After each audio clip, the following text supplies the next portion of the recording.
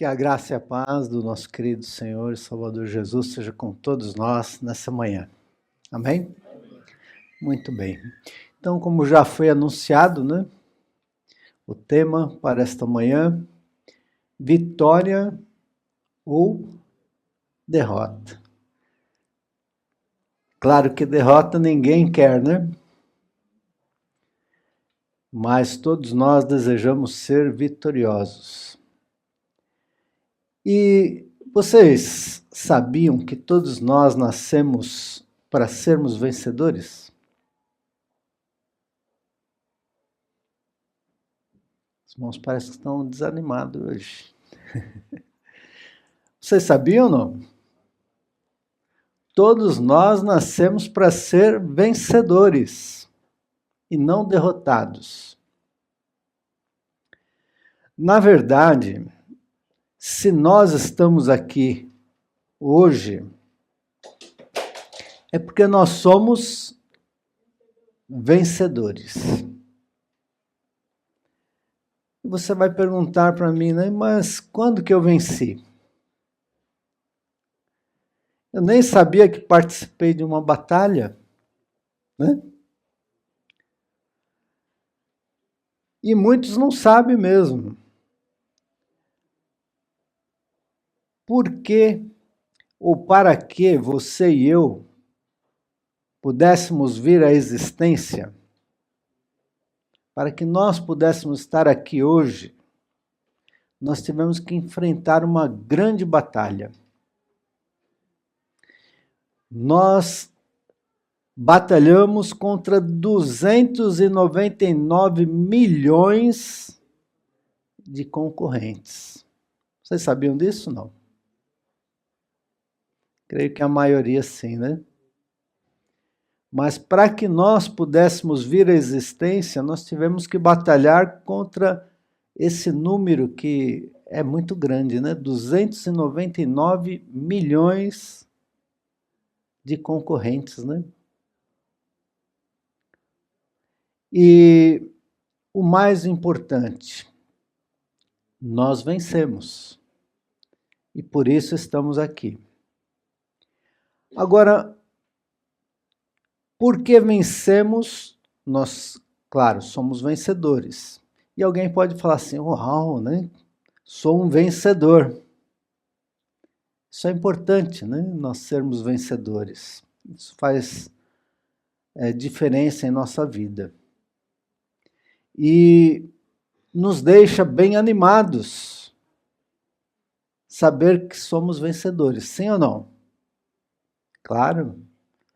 Como nós falamos a princípio, ninguém quer ser um derrotado, né?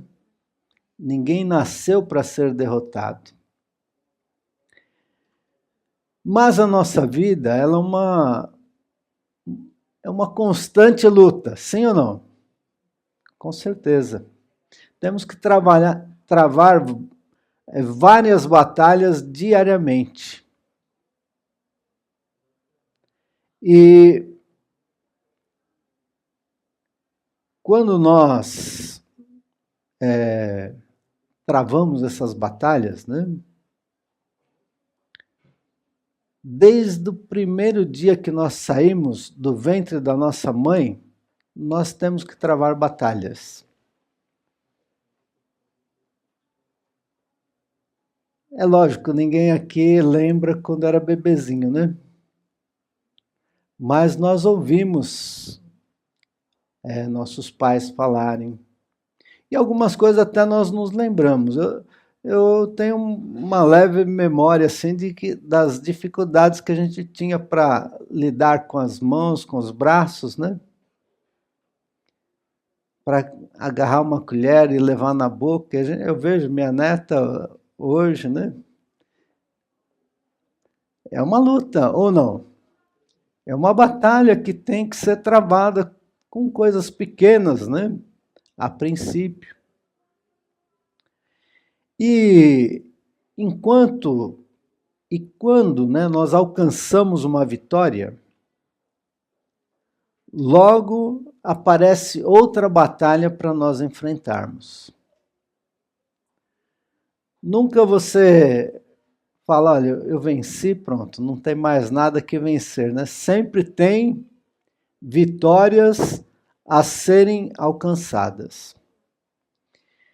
O apóstolo Paulo, né, ele deixa esse fato bem claro quando ele diz lá em 1 Coríntios 15:31, a última parte do verso, ele diz assim: morro todos os dias. E alguém vai falar, mas vitória morrendo, né? Como que é isso? Mas ele morria, não literalmente, né? Ele morria para o seu ego, né? Morria para o seu eu. E essa é uma das maiores batalhas que temos de enfrentar. Sim ou não? Diariamente nós temos que enfrentar o nosso egoísmo, né? Nosso egocentrismo. É uma batalha que ninguém tem como escapar dela. Todos nós temos que lutar. Quando nós éramos bebê, antes de aprender a andar, era uma batalha ou não? Quantos tombos nós tomamos antes de aprender a andar? Muitas vezes, né, nós caímos antes de poder firmar os passos, né? Hoje a gente vê aqui o Noah, né? O outro menininho ali, o netinho da irmã Lourdes. Eles querem andar, mas já estão firmando as perninhas, né? É uma luta. Cada dia uma luta. E qual foi o segredo de Paulo para conseguir vencer o seu eu diariamente? Será que Paulo teve um segredo, né, para ser vitorioso? Ele mesmo responde, né? Filipenses capítulo 4, verso 13. Ele disse: posso todas as coisas em Cristo que me fortalece. Nós também podemos ser vitoriosos, né? Através de Jesus Cristo. As lutas, elas se renovam cada dia, né? Cada dia nós temos que enfrentar coisas novas. Mas se nós dissermos como Paulo, né? Posso todas as coisas em Cristo que me fortalece, nós também poderemos vencer. Veja só, mesmo depois que nós aprendemos a andar, né? As crianças aprendem a andar, de quando em quando ainda elas caem, não? Sim ou não? E adulto também cai? Também, nós sabemos andar, mas de vez em quando alguém cai, não é isso? Então, nós precisamos estar atentos sempre, né? Para sermos vencedores. E a Bíblia, ela está repleta de batalhas onde houveram vencedores e perdedores. Quem foram os vencedores? E quem foram os perdedores, né?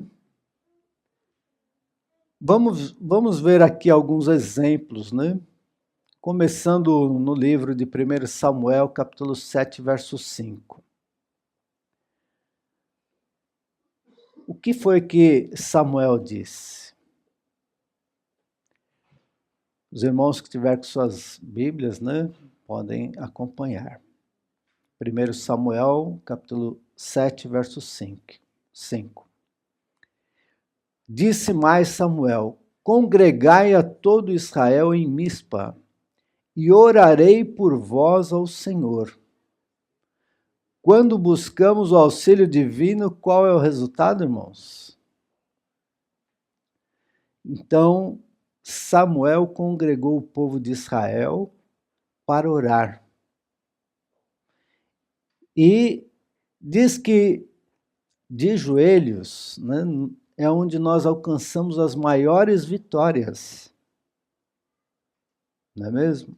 O resultado ali, né, de Samuel ter congregado o povo e orado ao Senhor, está no mesmo capítulo, no verso 10. Diz aqui que enquanto Samuel oferecia o holocausto, os filisteus chegaram para pelejarem contra Israel. Mas o Senhor, o que fez? Trovejou naquele dia com um grande estrondo sobre os filisteus e os aterrou de modo que foram derrotados diante dos filhos de Israel. Então, um dos segredos, né, de sermos vitoriosos, qual é? Oração, irmãos. A oração, ela nos liga a Deus. E Deus é a fonte de todo o poder, de toda a vitória, né? Mas nós temos aqui também um exemplo, um outro exemplo, né?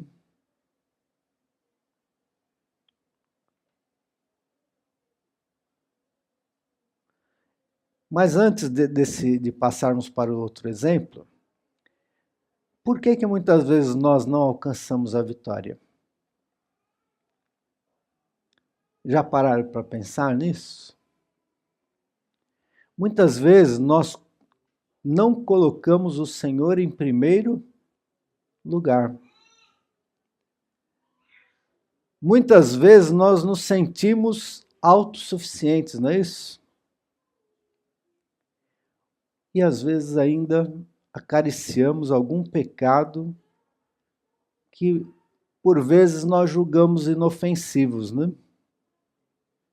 E que Deus não vai levar tanto em conta, né? Se continuarmos com Ele. E esquecemos, né, que por comer uma fruta que Deus havia proibido, o que aconteceu? Aconteceu a situação que nós vivemos hoje em dia, né? Doenças, morte, enfim. Por uma única desobediência, uma simples fruta que Deus falou, olha, dessa você não come.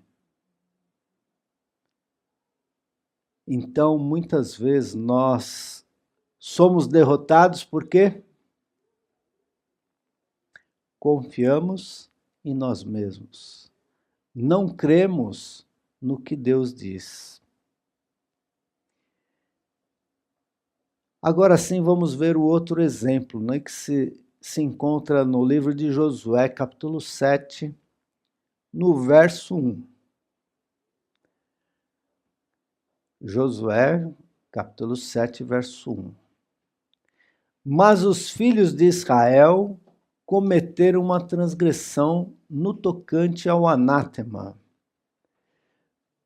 Pois Acã, filho de Carme, filho de Zabde, filho de Zera, da tribo de Judá, tomou do anátema, e a ira do Senhor se acendeu contra os filhos de Israel. Então aqui Acã, ele resolveu, né, ficar ali com algo que ele achou precioso, interessante, né? Mas que não era para ficar, né?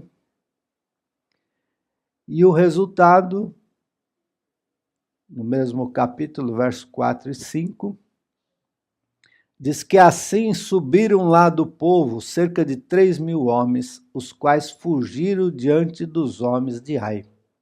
Então agora numa outra peleja eles foram à guerra, mas acharam que não precisava ir todo mundo, né? Não, é pouquinha gente, 3.000 é suficiente. E foram. E saíram dali fugindo, né, com medo dos seus adversários.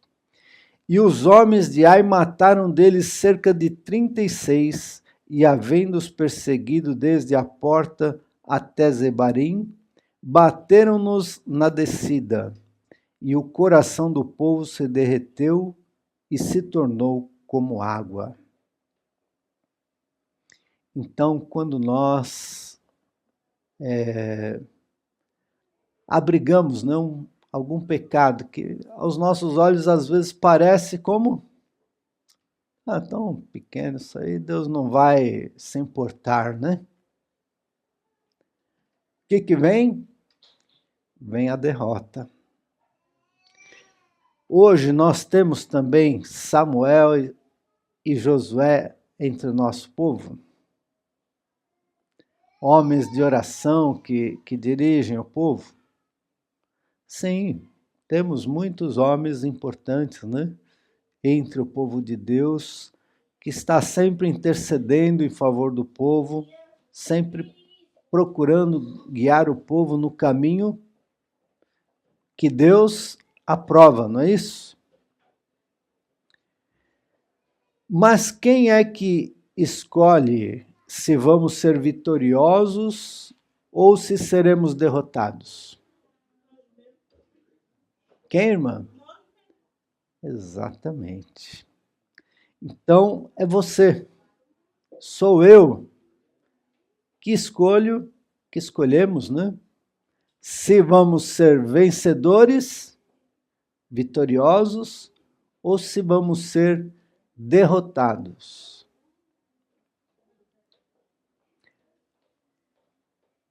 Veja só, irmãos.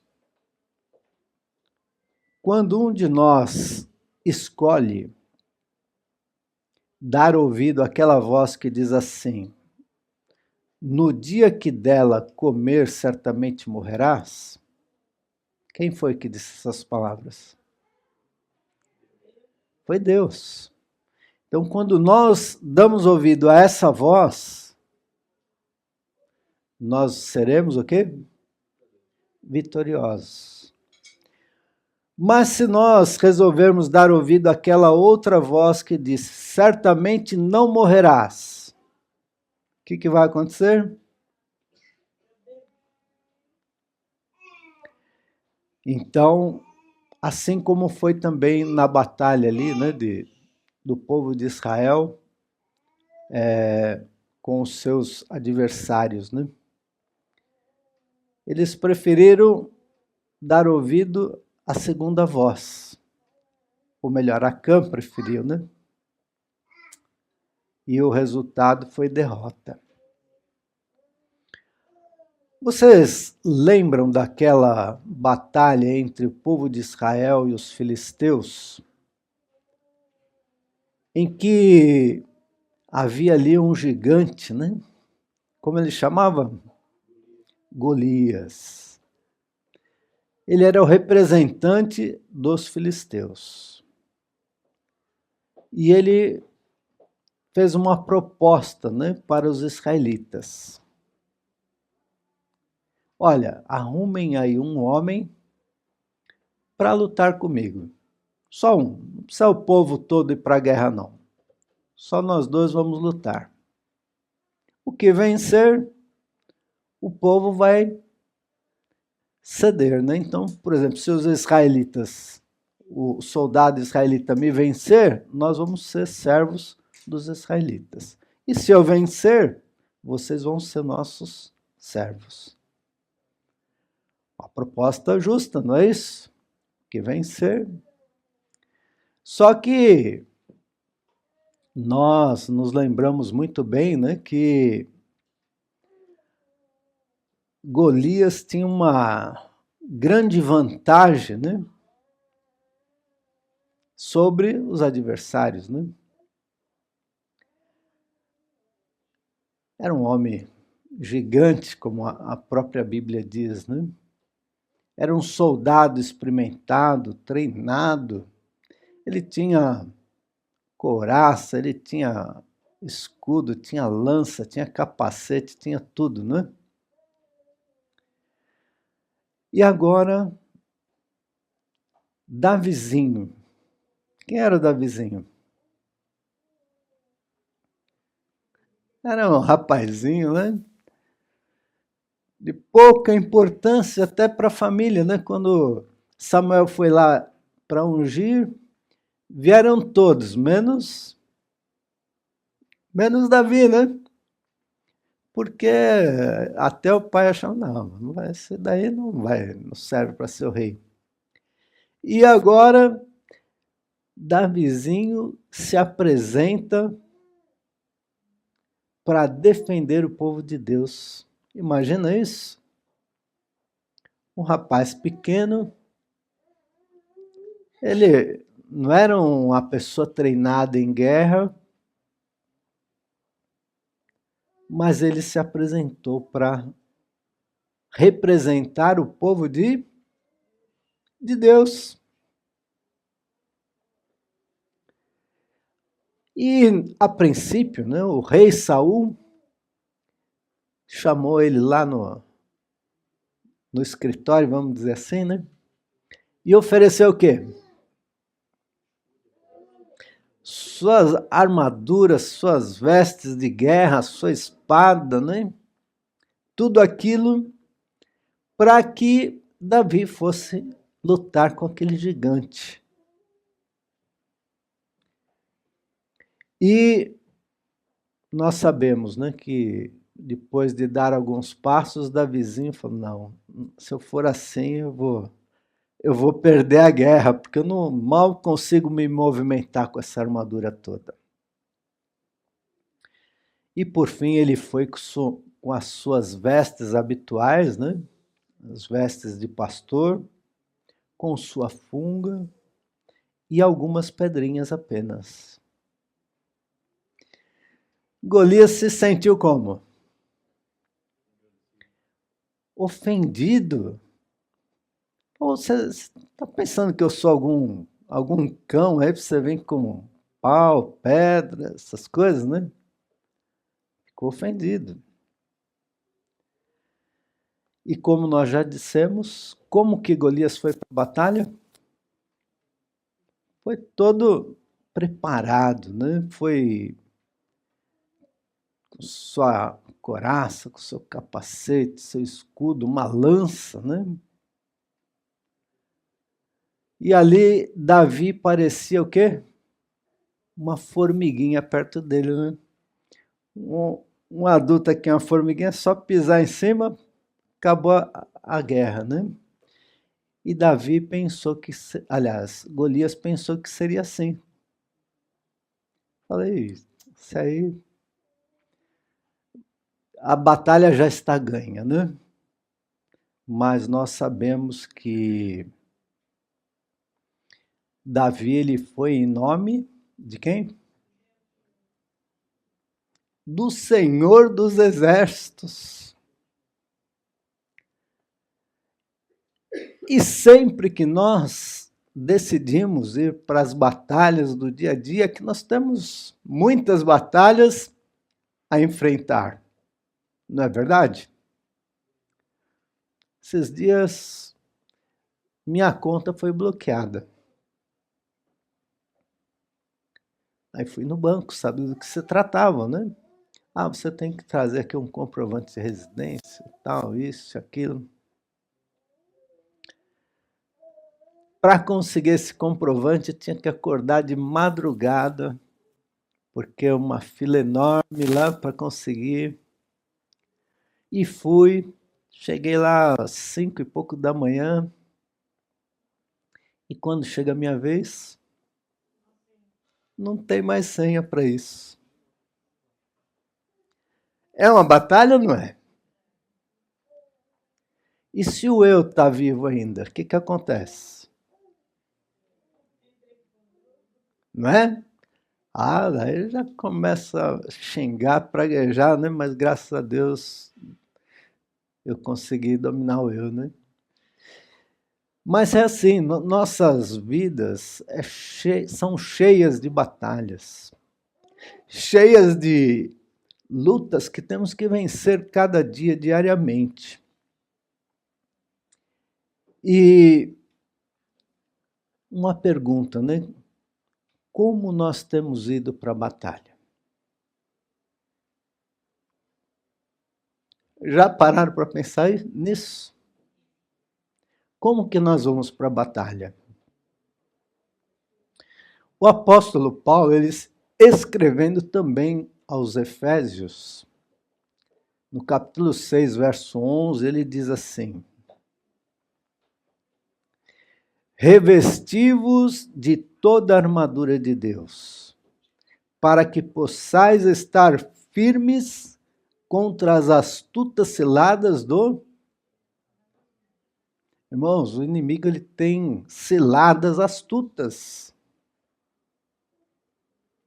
Muitas vezes ele não vem com aquele tridente que nós conhecemos, né? Não vem daquele jeito assustador, né? Ele vem como?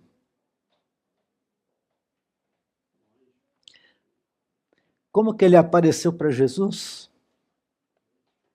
Como um anjo glorioso, né? E muitas vezes o inimigo vem dessa forma para nós, se passando por um anjo. E aqui Paulo diz, né, que nós precisamos revestir-nos de toda a armadura de Deus, para que nós possamos estar firmes contra essas astutas ciladas do inimigo.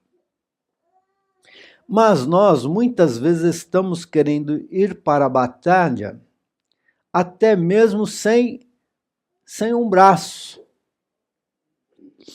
Sim ou não? Como ir para a batalha sem um braço? E o pior de tudo, aqui tem alguém aqui que não é destro? Ah, temos uma. Então, para ela ir sem o braço direito, não é tanto problema, né? Porque ela é destra. Mas para os demais todos, você para uma guerra sem o braço direito, qual é a chance de vitória?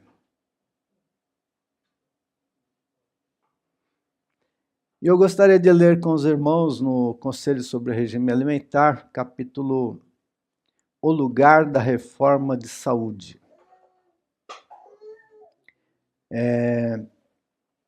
Diz assim: o Evangelho da Saúde tem hábeis advogados, mas sua tarefa tem sido dificultada porque muitos pastores, presidentes de campo e outros em posições de influência têm deixado de dar à questão da reforma de saúde a atenção que lhe é devida. Eles não têm reconhecido nela sua relação para com a obra da mensagem com o braço direito do corpo. Então, a mensagem da reforma de saúde é o quê? É comparado com o braço direito, aquele braço que nós dependemos dele totalmente. E muitos não têm dado importância a isso. Enquanto pouquíssima consideração tem sido mostrada a este departamento por muitos do povo e por alguns do ministério, o Senhor tem mostrado por ela sua consideração, dando-lhe abundante prosperidade. Então, muitos, até nós mesmos, né, muitas vezes nós não temos dado a importância para a reforma de saúde. E alguém pode falar, mas será, irmão? Será que nós não estamos dando importância? Mas nós somos vegetarianos, nós não comemos carne. Mas será que nós não estamos falhando nesse ponto? Precisamos pensar bem nisso. É verdade que nós precisamos ir para a batalha com o corpo todo e ainda com a armadura completa. Não foi o que Paulo disse? Revestivos de toda a armadura? É verdade. Mas quais serão nossas chances de ir em uma batalha se nós formos sem o braço direito? Praticamente zero, né? O braço direito faz parte da terceira mensagem angélica. E no mesmo livro, Conselhos sobre Regime Alimentar, diz o seguinte também: quando a mensagem do terceiro anjo for recebida em sua plenitude, a reforma de saúde terá o seu lugar nos concílios dos campos, no trabalho da igreja, no lar, à mesa e em todos os arranjos do lar. Então o braço direito terá utilidade e protegerá o corpo. Então o braço direito serve para o quê? Para proteger. Se você for para uma batalha sem proteção, vai perder. Não é assim? Então nós precisamos do braço direito. Qual é o braço direito? A reforma de saúde, que não se resume em comer carne ou não. Correto? Eu aconselho a todos nós, né, a lermos esse livro, Conselhos sobre Regime Alimentar. Tem uma passagem lá, eu só vou mencionar agora rapidinho, que diz que leite com açúcar entrava a máquina humana. Já pararam para pensar nisso? O leite com açúcar entrava a máquina humana. Mas muitas vezes nós usamos, não? Sim ou não? Eu falo de mim mesmo. Não estou falando dos irmãos, porque eu não acompanho a vida de ninguém, mas é claro, às vezes nós vemos também, né? Não somos cegos, né? Mas nós precisamos estar atentos para isso. Se nós olharmos lá para Davizinho, com sua veste de pastor de ovelhas e sua funda, ele parecia estar despreparado, não parecia? Obrigado, irmão. Ele parecia despreparado, não parecia? Comparado com Golias. Golias todo aparamentado ali, né? E Davizinho só com a sua roupinha comum, né? Parecia que ele estava despreparado. Mas, na verdade, ele não estava, né? Ele estava revestido daquela armadura que o apóstolo Paulo descreve na sua carta, né? Em 1 Tessalonicenses, capítulo 5, verso 8. Com qual armadura que ele estava vestido?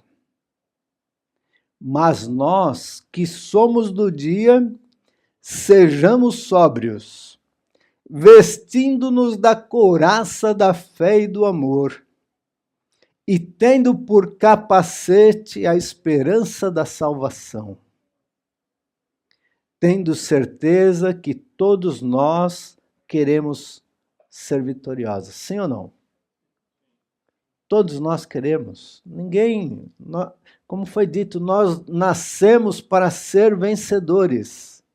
Ninguém nasceu para ser derrotado, perdedor. As pessoas aceitam a morte? A maioria não aceita. Por quê? Porque nós não nascemos para isso, né? Mas, para nós sermos vencedores, né? nós precisamos ser o quê? Sóbrios. Nós usamos bebida alcoólica? Não, né? Mas será que só fica sóbrio quem não usa bebida? Ou melhor, será que quem está ébrio é só quem usa bebida? Não, né? Então nós precisamos estar atentos de como estar sóbrio, nossa mente estar limpa, estar clara, para nós ouvirmos a voz de Deus a falar conosco. Então precisamos ser sóbrios. Precisamos nos vestir com a couraça da fé e do amor. Muitas vezes nos sobrevém dificuldades, né? E nós ficamos todo desestimulado, como o povo de Israel muitas vezes ficou, né? Resmungando, reclamando. Nós precisamos de fé. Fé é crer que nós temos um Deus poderoso, que pode todas as coisas. E como disse o apóstolo Paulo, nós também podemos. Em quem? Em Cristo Jesus. Precisamos do amor. Muitas vezes nós amamos aqueles que nos amam. E isso é fácil, até os de fora fazem, não é mesmo? E aqueles que nos fazem mal? Nós amamos? Mas devemos amar também, né? Devemos orar que Deus tenha misericórdia, que a pessoa possa enxergar, né? E se arrepender, se converter. E precisamos do capacete. Qual é o capacete mesmo? A esperança da salvação. Precisamos ter essa esperança. Nós não temos esperança de uma vida eterna. O que vai nos motivar a viver, né? E com certeza todos nós poderemos ser vitoriosos. Tenho mais uma boa notícia aqui, que se encontra em 1 Tessalonicenses 5, verso 9.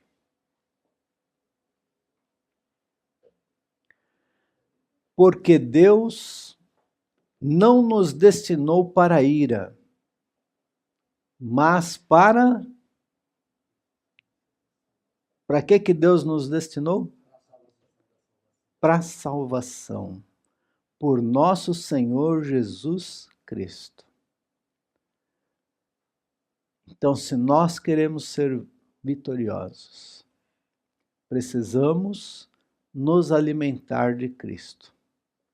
Precisamos nos entregar a Cristo. Precisamos diariamente fazer isso.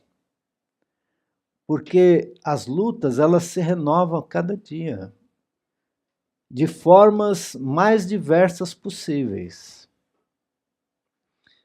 Como diz lá, as astutas ciladas, né? Nós precisamos estar atentos. E só poderemos ser vitoriosos se estivermos com Cristo Jesus, o nosso Senhor. Que Ele nos dê sua graça, né? Para que todos nós possamos ser vencedores. E um dia nós vamos dizer lá no céu, né? Como foi fácil alcançar a salvação. Amém? Que Deus nos dê sua graça para isso. Amém.